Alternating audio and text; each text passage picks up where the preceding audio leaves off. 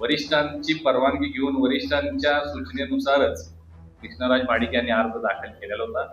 परंतु काल रात्री परवा दिवशी रात्री पार्लिमेंटरी बोर्डाचा निर्णय झाला आणि कुठल्याही आमदार संबंध महाराष्ट्रामध्ये तुम्ही माहिती घेऊ शकता, तुमचं नेटवर्क सगळीकडे आहे. भारतीय जनता पार्टीच्या आमदार खासदार आणि मंत्री महोदयांनी त्यांच्या कुटुंबातल्या कोणी निवडणूक लढवून असा एक निर्णय पक्षात झाला.